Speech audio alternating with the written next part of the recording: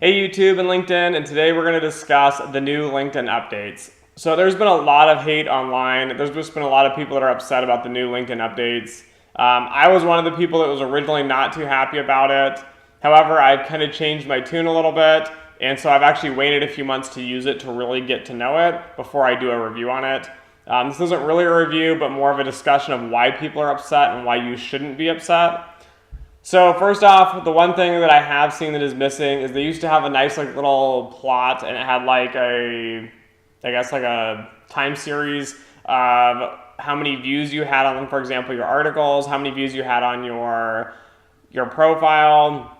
And at the end of the day, it was nice to see, when am I getting views? Is it coming in, when I post an article, for example, as a content creator, is it happening right away? So do I have a large spike and then it's trickling off? Or do I have kind of a few hits and then a big spike? All this is useful information, but now it's more or less gone from LinkedIn. An improvement I would like to see is actually the ability to download the data, or even better would be to have a really interactive suite of kind of how your users are coming in. So for example, YouTube has an app and a data analytics portion that you can actually go in and see how many views you have, how long they stayed on, where they're from. You get a lot of information. I think this would be a big improvement to LinkedIn. Really drive more content creation on LinkedIn and help improve the content that everyone's viewing. That being said, I think the biggest complaint in general for most people is that LinkedIn looks like, the other social network site. And I think by that everyone's saying it looks like Facebook.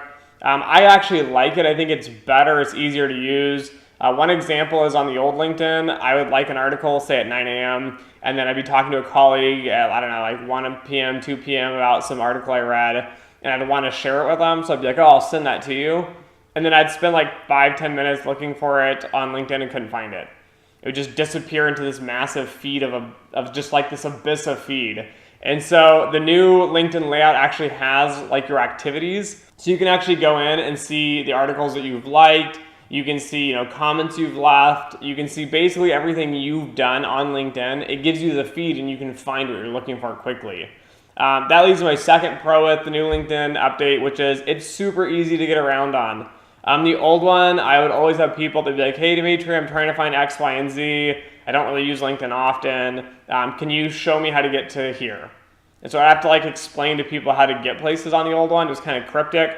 I didn't like it. So I think the new one that's more of the Facebook layout is actually much better and user-friendly, which then leads to the big criticism I keep seeing on LinkedIn, which is, everyone's upset. It looks like Facebook, and now they tie that to being Facebook. And the big complaint is this is like Facebook in the fact that the content is now the exact same. So let's look at this as a kind of a rational argument. If you change LinkedIn's layout, that doesn't change the content itself. Maybe they've changed an algorithm on how articles are sorted in your feed. I could kind of see that. But at the end of the day, you're upset because you're getting garbage BS social media stuff that has nothing to do with your professional network. That's your fault.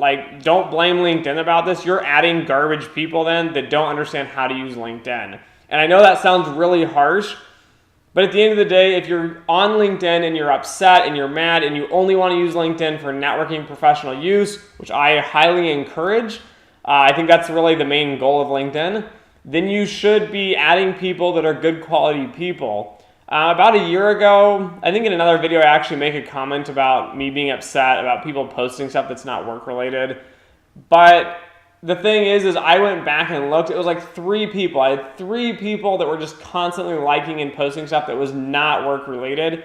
And so I ended up just unfriending them and unfollowing them, just completely got rid of them, and my feed has been significantly better over the last year.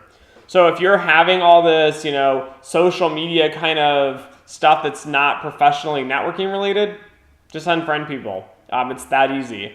That being said, can LinkedIn fix this? No, I don't think they can. It would be infringing, I think, on the First Amendment, the freedom of speech. I don't think that would be a good route for LinkedIn to take. The second thing, though, is I see a lot of complaints about, that there's too much professional networking material. However, this is very vague. Many people work in different fields like engineering, marketing, so whatnot, just different business fields, different medical fields.